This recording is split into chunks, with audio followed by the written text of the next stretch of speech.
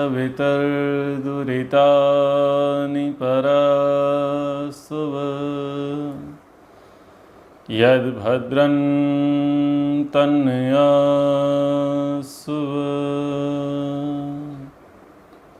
ॐ सहना भवतु सहनौ भुनक्तु सह वीर्यं करवावहै तेजस्विनावधीतमस्तु मा विद्विषावहै। ओम शांति शांति शांति। कठोपनिषद पंचम वल्ली को हम देख रहे हैं। पिछले प्रसंग में जीवात्मा के संबंध में कहा गया था। वर्तमान में ईश्वर के संबंध में जानेंगे। यमाचार्य नचिकेता को सर्वाधार सर्वव्यापक परमात्मा के संबंध में बताते हुए कहते हैं, या एष सुप्तेषु जागर्तिम कामं कामं पुरुषो निर्मिमाणः तदेव शुक्रम तद ब्रह्म तदेव अमृतम उच्यते। यह एष सुप्तेषु जागर्ति, जो सब सोते हुए में भी जो जाग रहा है। सब जगत जब सो जाता है या जीवात्मा जब सुषुप्ति अवस्था में रहता है, तब जो जागता रहता है और कामं कामं पुरुषो निर्मिमाणः, इच्छा के अनुसार भोग साधनों को परमात्मा किसके लिए निर्माण कर रहा है? जीवात्मा के लिए। पिता कैसा होता है? माता पिता बच्चों की परवाह करते हैं, उनका ख्याल रखते हैं, उनकी चिंता करते हैं, उनकी कुशल क्षेम के लिए सतत प्रयास करते रहते हैं, लगे रहते हैं। किसी प्रकार का आलस्य प्रमाद माता पिता के द्वारा बच्चों के लालन पालन में होता नहीं है। बच्चे जब जागृत होते हैं तो जागृत अवस्था में उनकी कामनाओं को, उनकी इच्छाओं को पूरा करने के लिए माता पिता प्रयासरत रहते हैं, और जब बच्चे सो जाते हैं तब भी बच्चों का ख्याल रखने का कार्य माता पिता करते हैं। विचार करते हैं कि यदि बच्चा नींद से उठा तो उसे दूध की अपेक्षा होगी, जल की अपेक्षा होगी, आदि आदि जो उसकी अवस्था है, उस अवस्था के अनुसार जो जो उसे रिक्वायरमेंट होगी, उस रिक्वायरमेंट को भी वो जागते हुए माता पिता कर रहे होते हैं। ईश्वर के लिए भी हम यही प्रार्थना करते हैं, त्वमेव माता च पिता त्वमेव। ईश्वर भी हमारा माता है, पिता है। जब हम जागते हैं तो हमारे जागने पर हम जो इच्छाएं करते हैं, कामनाएं करते हैं, उन इच्छाओं को, उन कामनाओं को पूरा करने का कार्य परमात्मा करता रहता है। वो जानता है कि जीवात्माएं क्या क्या इच्छाएं करते हैं, क्या क्या कामनाएं करते हैं, अर्थात किस किस प्रकार के वो कर्म करते हैं। उन कर्मों के फलों को भुगाने के लिए परमात्मा सतत लगा रहता है। और जब हम सुषुप्ति अवस्था में होते हैं तब भी परमात्मा हमारा चिंतन करता रहता है, हमारी कुशल क्षेम चाहता रहता है। एक प्रकार से हम जाग रहे हैं तो परमात्मा में जाग रहे हैं, परमात्मा की कृपा से ही हमारे सारे कार्य व्यवहार हो रहे हैं। और यदि हम सो रहे हैं तो निश्चिंतता के साथ इसलिए सो रहे हैं कि परमात्मा जाग रहा है, परमात्मा की व्यवस्था में हम हैं, इसलिए निश्चिंत होकर के हम सो रहे हैं। और यदि आप निश्चिंत ना होवें तो आप सो नहीं सकते। जब आपको ये पता चले कि मैं जो कर्म कर रहा हूं मेरे कर्मों के फल में अव्यवस्था हो जाएगी, तो आप जागते रहेंगे, आप सोएंगे नहीं, आप बेचैन रहेंगे। जैसे कि इलेक्शन होता है और वोटिंग होती है, वोटिंग के बाद काउंटिंग होती है, तो जिस जिस पार्टी का चुनाव होता है, जिस जिस पद के लिए चुनाव होता है, जो जो प्रत्याशी चुनाव लड़ रहा होता है, उसको नींद नहीं आती। क्यों नहीं आती है? क्योंकि उसे संदेह रहता है, उसे विश्वास नहीं है ना वोटिंग पर ना काउंटिंग पर, इसलिए वो जागता रहता है। और जिनको ये विश्वास है कि हमने जो कर्म किया है उस कर्म का फल हमको अवश्य मिलेगा, निसंदेह मिलेगा, और उस कर्म के फल में किसी भी प्रकार का हेर फेर नहीं होगा, किसी भी प्रकार का पक्षपात नहीं किया जाएगा, तब क्या होगा? हम सुखपूर्वक सोएंगे। हम जहां घरों में रहते हैं, सोते हैं, किस आधार पर सोते हैं? जब हमें जान और माल की गारंटी होती है कि हम सुरक्षित सो सकते हैं, हमारी जान भी सुरक्षित है और हमारा माल भी सुरक्षित है, तब जाकर के हम सो पाते हैं। तो सुरक्षा करने वाला कौन है? वो सुरक्षा करने वाला जिसके कारण से आप सुरक्षित अनुभव कर रहे हैं, वो है आपका विश्वास। आपको लगता है कि आपको यहां पर कोई खतरा नहीं है, कोई परेशानी नहीं है, आप निश्चिंत होकर के, निसंक होकर के सो सकते हैं। ऐसे ही ईश्वर के संबंध में भी समझना चाहिए कि जीवात्माएं सुषुप्ति अवस्था को प्राप्त करती हैं, सोती हैं। तो कौन जाग रहा है? वो परमात्मा जाग रहा है। परमात्मा कौन है? परमात्मा पहरेदार है, परमात्मा नियामक है, नियंता है। वो सबकी व्यवस्थाओं के लिए लगा हुआ है, सतत प्रयत्नशील है। तो ईश्वर को इस प्रकार से सर्वाधार मान करके कि ईश्वर मेरा बिछोना है, ईश्वर मेरा ओढ़ना है, जब वो ईश्वर में अपने आप को मानता है तो वो शांति से सोता है। कर्मों को करके वो निश्चिंत हो जाता है कि परमात्मा मेरे कर्मों का फल मुझे यथार्थ रूप में ही देंगे, अयथार्थ रूप में नहीं देंगे।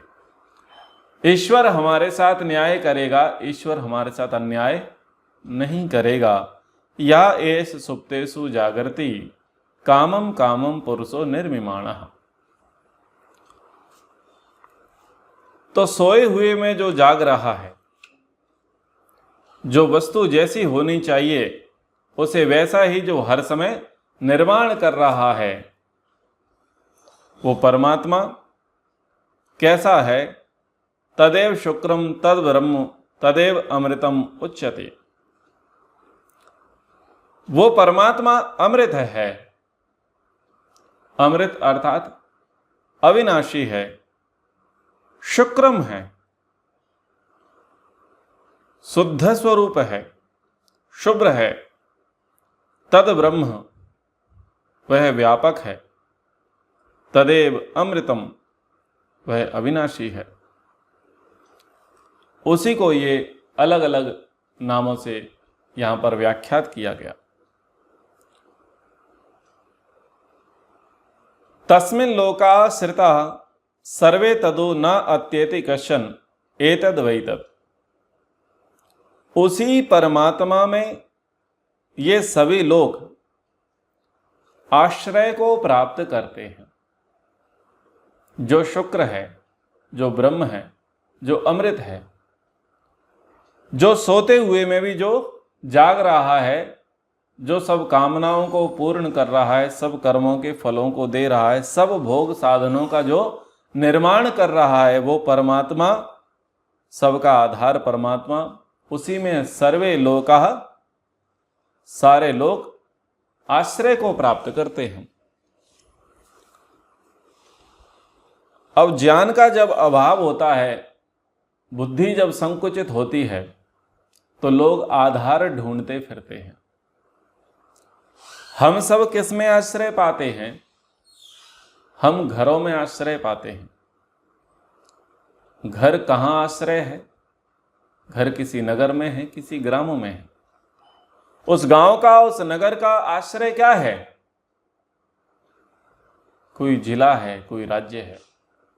और उस जिले और राज्य का आश्रय क्या है? कोई राष्ट्र है, कोई संस्कृति है, कोई देश है, कोई धर्म है। ऐसे ही जब पीछे पीछे चले जाते हैं तो सभी राष्ट्रों का, सभी देशों का, सभी गांवों का मूल आश्रय क्या है, मूल आधार क्या है? बोले धरती है। फिर लोग पूछने लग जाते हैं, अच्छा धरती का आश्रय क्या है? तो कहते हैं कि शेषनाग है। शेषनाग पर धरती टिकी हुई है। अब लोग शेषनाग का अर्थ नहीं समझ पाते हैं। परमात्मा शेष है, शेष है परमात्मा का नाम। बाकी जो बचा हुआ है शेष, वो परमात्मा है।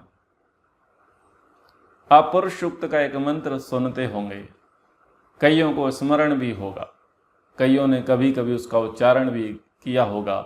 सहस्र शीर्षः पुरुषः सहस्त्राक्षः सहस्त्रपाद। ये मंत्र आपने सुना होगा। उसका अंतिम वचन है अत्यतिष्ठत् दशांगुलम। वो परमात्मा असंख्यात नेत्रों वाला, असंख्यात सिरों वाला, असंख्यात हाथों वाला, सब जगत को अपने आप में पिरो करके वो शेष बचा हुआ है। त्रिपाद ऊर्ध उदैत पुरुषः, ऐसे करके एक मंत्र भी आता है जिसमें ये बताया जाता है कि ये पूरा ब्रह्मांड तो मानो परमात्मा के एक पग के बराबर है, एक पैर के बराबर है। यानी वो शेष बचा हुआ है। परमात्मा केवल इतना ही नहीं है जितनी ये दुनिया है। इस दुनिया, इस ब्रह्मांड, इन आकाश गंगाओं से भी परे परमात्मा है, उससे भी बड़ा है, व्यापक है, तो वो शेष है।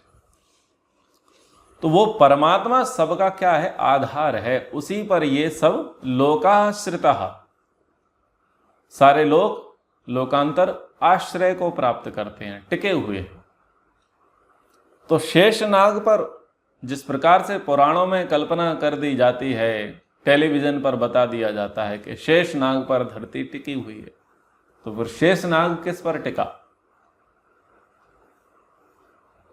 और शेषनाग पर धरती टिकी है तो शेषनाग को कितना बड़ा होना चाहिए, व्यापक होना चाहिए। और ऐसे नाग तो पर्याप्त धरती में रहते हैं, फिर वो जो नाग जो धरती को टिकाए हुए है उसके लिए भी तो किसी आधार की अपेक्षा होगी। तो उस प्रकार की बुद्धि लगाने के लिए लोग मना कर देते हैं कि ना, अब तो केवल आस्था रखो और तर्क मत करो। तो जैसा पुराणों में कह दिया जाता है, टेलीविजन में कह दिया जाता है, कथाओं में कह दिया जाता है, वैसा परमात्मा शेष नहीं है। वैसे किसी शेष पर यह धरती टिकी हुई नहीं है। शेष परमात्मा है। तो उसी में सारे ये जो लोक हैं, लोकांतर हैं, जिनको आप पढ़ते हैं, हिरण्यगर्भ समवर्तताग्रे भूतस्य जातः पतिः कासीत् सा दाधार पृथ्वीं द्यामुते माम कस्मै देवाय हविषा विदेव। सारे लोक लोकांतरों को धारण करने वाला, आश्रय प्रदान कराने वाला कौन है? परमात्मा है। सर्वे तदु न अत्येति कश्चन। और ये लोक, ये लोकांतर, ये चर अचर प्राणी जगत, ये मनुष्य, ये पशु, ये पक्षी, कोई भी क्या नहीं कर सकता? न अत्येति, ईश्वर का उल्लंघन नहीं कर सकता।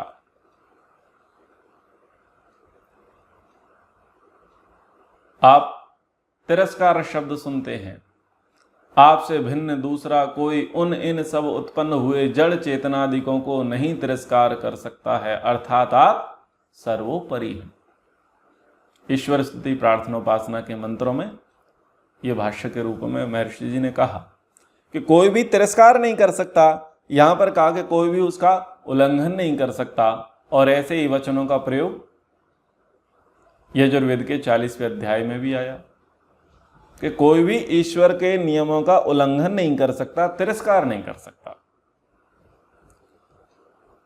अब जो सोते हुए में जाग रहा है, सबके कर्मों के फलों को भुगा रहा है, सबके लिए भोग साधन बना रहा है, जो शुक्र है, जो ब्रह्म है, जो अमृत है, अविनाशी है, जो सभी लोक लोकांतरों को धारण करने वाला है, उस परमात्मा का कोई उल्लंघन नहीं कर सकता, कोई तिरस्कार नहीं कर सकता। प्रायः लोग उल्लंघन करते हुए देखे जाते हैं।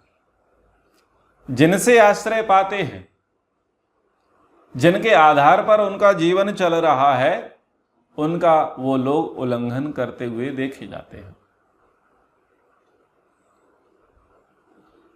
माता पिता का बच्चे उल्लंघन करते हैं, तिरस्कार करते हैं, उपेक्षा करते हैं,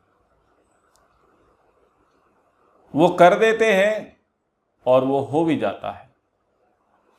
जिस राष्ट्र में, जिस देश में, जिस ग्राम में, नगर में लोग रहते हैं, वो उसके विधान का, संविधान का, मान्यताओं का, सनातन परंपराओं का क्या करते हैं? उल्लंघन कर देते हैं, तिरस्कार कर देते हैं और हो जाता है।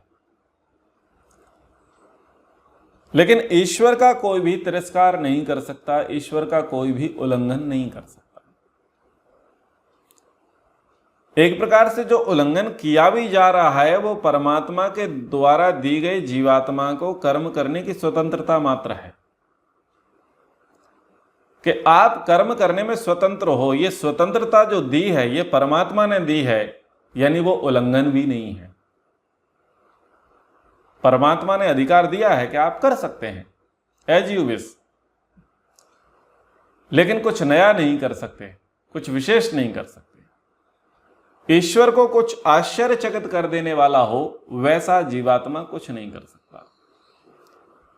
ईश्वर के नियमों को, विधानों को चुनौती जीवात्मा नहीं दे सकता।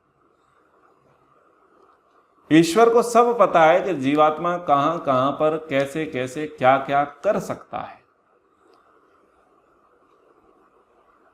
जीवात्मा की एक सीमा है, उस सीमा से परे जीवात्मा जा नहीं सकता। अपने सामर्थ्य को बढ़ा करके आमूल चूल परिवर्तन कर सकता है, लेकिन क्या नहीं कर सकता? उल्लंघन नहीं कर सकता, तिरस्कार नहीं कर सकता। ईश्वर के लिए वो आश्चर्य की स्थिति को उत्पन्न नहीं कर सकता। तो व्यक्ति को समझना चाहिए कि यदि आपका कोई आधार है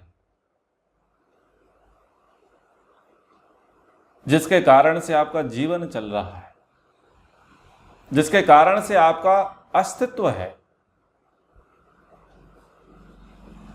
जो आपके लिए महत्वपूर्ण है, और यदि आप उसका उल्लंघन कर रहे हैं तो आपके लिए वो ठीक नहीं हो सकता। वो स्वयं के लिए गड्ढे खोदने वाली बात है। लेकिन लोग व्यवहार में क्या करते हैं? उल्लंघन करते हैं। जिनके आश्रय में रहते हैं उनका उल्लंघन करने का प्रयास करते हैं।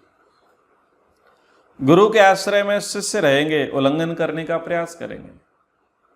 माता पिता के आश्रय में पुत्र पुत्र आदि रहते हैं, उल्लंघन करने का प्रयास करते हैं। किसी कंपनी में, किसी संस्था में, किसी संगठन में लोग रहते हैं और उल्लंघन करने का प्रयास करते हैं। ऐसे ही पति पत्नी एक दाम्पत्य बंधन में बंधे हुए हैं, परंतु उल्लंघन का प्रयास करते हैं। वो उल्लंघन कर रहे हैं, सीमाओं को तोड़ रहे हैं, ऐसा देखा जाता है, लेकिन वस्तुतः अपने लिए बहुत बड़ी खाई, बहुत बड़ा गड्ढा खोदा जा रहा होता है। उल्लंघन करके कुछ विशेष नहीं कर लिया गया है, उनको लगता है कि हमने उल्लंघन कर लिया, लेकिन अपने लिए ही बहुत बड़ी खाई, बहुत बड़ा गड्ढा, बहुत बड़े दुखों को वो आमंत्रण दे बैठते हैं। एक विचार करके देखें कि कोई व्यक्ति आपको प्रिय नहीं है, अप्रिय है, उसकी कोई वाणी, कोई व्यवहार आपको चुभ गया, आपको हर्ट कर गया, और आपने सोचा कि चलो मैं इसे मार देता हूं। मार क्यों देता हूं, क्यों मारना चाहते हो? क्योंकि आप उसको हानि पहुंचाना चाहते हो, आप उसे कष्ट देना चाहते हो। आप चाहते हो कि इसने मुझे जो कष्ट दिया, इसने मुझे जो हानि पहुंचाई, मैं इससे दुगनी हानि, दुगना कष्ट दे दूंगा। और मूर्खतावशात व्यक्ति करता क्या है कि उसके प्राण हर लेता है, उसकी हत्या कर देता है। लेकिन व्यक्ति भूल जाता है कि सर्वाधार कौन है? परमात्मा है। सबको जीवन देने वाला कौन है? परमात्मा है। कर्मों के फलों को देने वाला कौन है? परमात्मा है। सब भोगों को भोगाने वाला कौन है? परमात्मा है। और न्याय करने वाला कौन है? परमात्मा है। अपराध छोटा सा था और दंड कितना दे दिया? भीषण दे दिया, व्यापक दे दिया। परिणाम क्या निकला? जिसको दंड दिया गया उसका शरीर चला गया, जिसने दंड दिया उसका शरीर कैद हो गया। एक का शरीर समाज से आजाद हो गया और दूसरे का शरीर संसार से आजाद हो गया। होता है या नहीं होता है? आप किसी को मार दोगे तो क्या आप समाज में घूम पाओगे? आप कानून के दायरे में आकर के सलाखों के भीतर हो जाओगे, यानी एक समाज से बाहर हो जाएगा, सलाखों के पीछे चला जाएगा, और एक संसार से बाहर हो जाएगा, यानी उस शरीर से बाहर हो जाएगा। लेकिन जिसको संसार से बाहर कराया गया, जिसकी हत्या करी गई, उसके साथ न्याय हुआ या अन्याय हुआ? उसके साथ अन्याय हुआ, क्योंकि जितना दोष था उतना दंड नहीं दिया गया, दोष से अधिक दंड दे दिया गया। तो क्षतिपूर्ति कौन करेगा? क्षतिपूर्ति परमात्मा करेगा। घाटे में कौन गया? घाटे में गया मारने वाला। वर्तमान में भी उसे सजा मिली और भविष्य में भी उसे दंड मिलेगा ईश्वर की ओर से। और जिसको मारा गया उसे तो बेनिफिट हो गया, उसे कॉम्पनसेशन मिल गया, क्षतिपूर्ति मिल गई, और उसे बेहतर सुविधा मिल गई। किया किस लिए गया था? कि मैं इसको अधिक हानि पहुंचा दूंगा, अधिक चोट पहुंचा दूंगा, इसको नष्ट कर दूंगा। लेकिन हुआ क्या? हुआ यह कि खुद की महान हानि कर बैठे और सामने वाले को ना चाहते हुए भी लाभ दे गए। तो उल्लंघन नहीं करना है, अतिक्रमण नहीं करना है, तिरस्कार नहीं करना है। आप जिसके आश्रय में रहते हैं, जिसके कारण आपका जीवन है, अस्तित्व है, आप सोचते हैं कि मैं उसका उल्लंघन कर दूंगा, उसको तिरस्कार कर दूंगा, उसकी भर्त्सना कर दूंगा, उसकी निंदा कर दूंगा, तो आपको कुछ बड़ा मिल जाएगा, कुछ बड़ी प्राप्ति हो जाएगी। ऐसा होता नहीं है, बस व्यक्ति मान लेता है। शिशुपाल ने क्या किया था? शिशुपाल ने बीच सभा में, भरी सभा में कृष्ण जी का अपमान किया। अपमान किस लिए किया? इसलिए किया कि वो सम्मान जो पर्याप्त मिल रहा था, तो वो चाहता था कि अब मैं कुछ ऐसे राज खोलूं, कुछ ऐसी बातें कहूं जिससे लोगों ने जो इनका सम्मान किया वो सम्मान धूमिल हो जाए और इनका अपमान हो जाए, जो सार्वजनिक रूप से अभी तक सम्मान हुआ है वो सम्मान किस में बदल जाए? तिरस्कार में बदल जाए, अपमान में बदल जाए। परिणाम क्या निकला? परिणाम ये निकला कि जिसको सम्मान मिल रहा था उसको सम्मान अधिक मिला और जो अपमान कर रहा था उसका प्राणांत हो गया। तो ईश्वर की व्यवस्था में आप उल्लंघन नहीं कर सकते, आप तिरस्कार नहीं कर सकते, ईश्वर की व्यवस्था को आप चुनौती नहीं दे सकते। तस्मिन् लोकाश्रिता सर्वे तदु न अत्येति कश्चन, सारे लोग लोकांतर ही जिसका आश्रय पाते हैं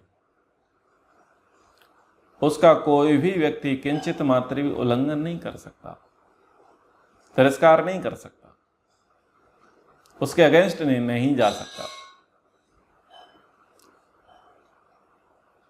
आपने कर्म किया, कर्म था गर्भाधान का, गर्भाधान रूपी कर्म किया, पता चला कि गर्भ ठहर गया।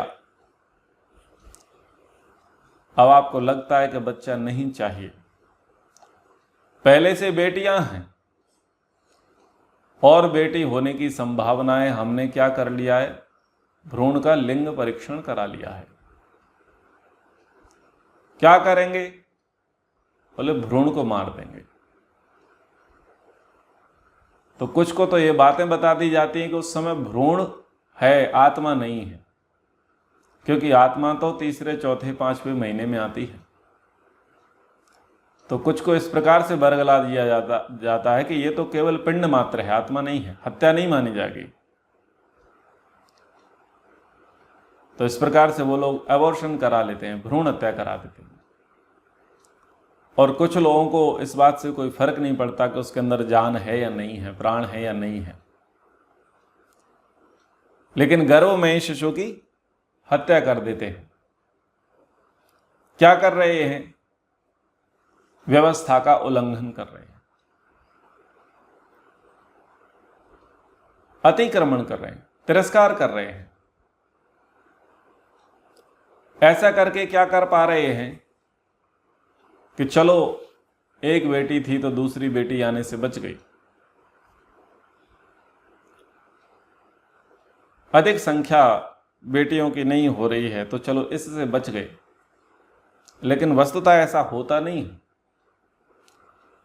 आपने एक संभावना को जन्म होने से पहले ही नष्ट कर दिया, लेकिन ये भूल जाते हैं कि जो पहले से संभावनाएं हैं वो संभावनाओं को आप कहां तक नष्ट करोगे। जो आपको भोगना था उसके कारण से जो दुख, वो दुख तो आपको मिलेगा ही। जो पहले से जन्म चुके हैं उन्हीं में वो चीज आ जाएगी और उन्हीं के माध्यम से आप भोगने लग जाओगे। जो डर, जो भय, जो अधिक संख्या में हो रहा था, वो डर, वो भय आपको एक संख्या में ही होने लग जाएगा। यानी आप तिरस्कार नहीं कर सकते, आप उल्लंघन नहीं कर सकते। यदि आपके हिस्से में वो किसी प्रकार का दुख भोग है तो वो दुख भोग मिलेगा। आप किसी प्रकार से बच नहीं सकते, उल्लंघन नहीं कर सकते, तिरस्कार नहीं कर सकते। तो जो ऐसा परमात्मा है वही ब्रह्म है। अग्निर्यथेको भुवनम प्रविष्टो रूपम रूपम प्रतिरूपो बभूव एकः तथा सर्वभूतांतरात्मा रूपम रूपम प्रतिरूपो भविष्य। उपमा दी गई है, अग्निर्यथा एको भुवनम प्रविष्टौ। जैसे अग्नि एक तत्व है, अग्नि तत्व एक है, और भुवनम प्रविष्टौ, सारे भुवन में वो प्रविष्ट है, सब भूतों में वो प्रविष्ट है। और प्रत्येक वस्तु में रूपम रूपम प्रतिरूपम बभूव, प्रत्येक वस्तु में जो अलग अलग रूप से जो प्रविष्ट है और उसी प्रकार से वो उद्बुद्ध रहती है। लेकिन प्रविष्ट कैसे है?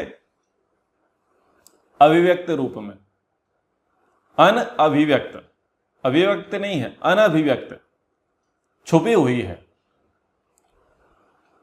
वो छुपी हुई अग्नि वो लकड़ी में भी है, कोयले में भी है, पत्थर में भी है, जल में भी है, वायु में भी है। पृथ्वी के कण कण में वो अग्नि छुपी हुई है, अनभिव्यक्त है, लेकिन उसी रूप में वो प्रकट होती है जिस रूप में वो रह रही होती है। 5 तत्व हैं, पृथ्वी, जल, अग्नि, वायु और आकाश। ये पांचों तत्व जिनको पंच महाभूत कहा जाता है, ये पांचों तत्व प्रत्येक तत्वों में रहते हैं। आकाश का एक तत्व है और वायु के 2 तत्व हैं, क्योंकि आकाश में वायु मिला हुआ है। तो आकाश और वायु 2 तत्व हैं। तीसरा तत्व है अग्नि। अग्नि में क्या क्या मिला हुआ है? वायु मिला है और आकाश मिला है। यदि अग्नि को आकाश ना मिले तो अग्नि प्रकट नहीं हो सकती, और यदि अग्नि को वायु ना मिले तो अग्नि सर्वाइव नहीं कर सकती। प्रत्यक्ष ही है। आप दीपक जलाओ और जलते हुए दीपक के ऊपर अगर आप गिलास रख दो तो क्या अर्थ हुआ? आकाश तो मिला हुआ है लेकिन वायु नहीं थी, और वायु ना मिलने के कारण से अग्नि बुझ जाएगी। ऐसे ही जल है। जल में क्या है? अग्नि तत्व भी है, वायु तत्व भी है और आकाश तत्व भी है। आकाश तत्व था इसीलिए आपने उसमें हाथ डाल दिया। कोई भी भीषण कठोर स्थूल वस्तु जल में प्रवेश करा दी। क्यों प्रवेश हो गई? क्योंकि आकाश तत्व था। वायु तत्व था इसलिए वो मॉइस्चर बन जा रहा है, और अग्नि तत्व था इसलिए वो गर्म करने पर जल कैसा हो रहा है? गर्म हो जा रहा है। और पृथ्वी जो पार्थिव तत्व है, इसमें ये शेष चारों तत्व विद्यमान रहते हैं। ठीक इसके विपरीत क्रम में पृथ्वी में 5 तत्व मिलेंगे लेकिन स्थूलता पार्थिव की रहेगी। जल में 5 तत्व मिलेंगे लेकिन स्थूलता जल की रहेगी। अग्नि में 5 तत्व रहेंगे लेकिन प्राथमिकता अग्नि तत्व की रहेगी। वायु में 5 तत्व रहेंगे लेकिन प्राथमिकता वायु तत्व की रहेगी। और आकाश में 5 तत्व रहेंगे लेकिन प्राथमिकता आकाश तत्व की रहेगी। पांचों में 5 चीजें मिली हुई हैं, घुली हुई हैं, लेकिन वो कैसी है? अनभिव्यक्त, अप्रकट रूप में छुपी हुई हैं। अगर नहीं होती तो आप उसे प्रकट नहीं कर सकते, आप उसे उद्बुद्ध नहीं कर सकते। ये जो भी मटेरियल है वो पार्थिव तत्व का बना हुआ है। जो भी आप देखते हैं दीवाल आदि, अगर इसमें आकाश तत्व ना होता तो आप छेद न कर पाते। यदि इस दीवाल को, इस पत्थर को, इस ईंट को अगर इसमें अग्नि तत्व ना होता तो आप इसे जला ना पाते, क्योंकि फिर अग्नि का इस पर कोई प्रभाव ना पड़ता। और यदि इसमें जल तत्व ना होता तो इसमें मॉइस्चर ना आता, नमी ना आती। सब में सब तत्व मिले हुए हैं। तो कह रहे हैं कि अग्निर यथा एको भुवनों प्रविष्टौ। एक अग्नि है, एक अग्नि तत्व है, लेकिन सारे भुवनों में वो क्या है? प्रविष्ट है। रूपम रूपम प्रतिरूपम बभूव। जिसका जैसा रूप है उस रूप में वो वहां पर छुपी हुई है, अनभिव्यक्त रूप में छुपी हुई है। तो जैसे वो अग्नि को उद्बुद्ध करने से, प्रकट करने से वो प्रकट हो जाती है, लकड़ियों को रगड़ने से वो अरणियों को रगड़ने से वो जो प्रकट हो जाती है, पत्थरों को टकराने से जो प्रकट हो जाती है, कोयले से प्रभाव करने से वो जो प्रकट हो जाती है, अग्नि जो छुपी हुई है वो जो प्रकट हो जाती है। ऐसे ही एकः तथा सर्वभूतांतरात्मा। जैसे अग्नि है वैसे एक परमात्मा है। एकः तथा सर्वभूतांतरात्मा, वो एक ही परमात्मा सभी भूतों की आत्मा के अंदर विराजमान है। यानी जड़ के अंदर भी परमात्मा विराजमान है और चेतन के भीतर भी परमात्मा विराजमान है। रूपम रूपम प्रतिरूपो बहिष्य, और वो भी अलग अलग रूपों में अलग अलग प्रकार से वहां प्रकट हो जाता है। प्रकट का अर्थ यहां पर अग्नि के जैसा नहीं लेना है। ईश्वर आपके अंदर भी है, मेरे अंदर भी है, पशु के, पक्षी के, वृक्ष के, वनस्पति के, सभी के अंदर परमात्मा है। अब आपको अरणियों की तरह मथना आना चाहिए। आपको थोड़ा तपना आना चाहिए, आपको थोड़ा जलना आना चाहिए। तो जब आप इस प्रकार से योग करोगे तो क्या होगा, वो प्रकट होगा। कहां प्रकट होगा? तो प्रकट होने के संबंध में पहले ही कह दिया कि हृदय में प्रकट होगा। ईश्वर हृदय में प्रकट होगा, हृदय के बाहर प्रकट नहीं होगा। और उसको प्रकट कराने का सामर्थ्य किसमें है? पशु में नहीं है, पक्षी में नहीं है, वृक्ष में नहीं है, वनस्पति में नहीं है, कीट पतंगों में नहीं है। सामर्थ्य मनुष्यों में है। और मनुष्यों में भी किस मनुष्य में है? जो योगी है, जो समाधिस्थ है, जो उसको, उस अग्नि को प्रकट करने के लिए जो पुरुषार्थी है, प्रयत्नशील है, तपस्या कर रहा है, साधना कर रहा है, तो वो समाधि योग से, वो ध्यान योग से उसे उद्बुद्ध करेगा, उसे प्रकट करेगा, यानी उसको वो अनुभव कर सकेगा। ऐसे ही यहां पर वायु के विषय में कहा, तो इन प्रसंगों को, इन श्लोकों को हम और आगे समझेंगे। आज के प्रसंग में हमने ईश्वर को सर्वाधार और सर्वव्यापक, इन दो विषयों पर जानने का प्रयास किया। कक्षा को यहां पर विराम करते हैं। एक बार ओम का उच्चारण। ओ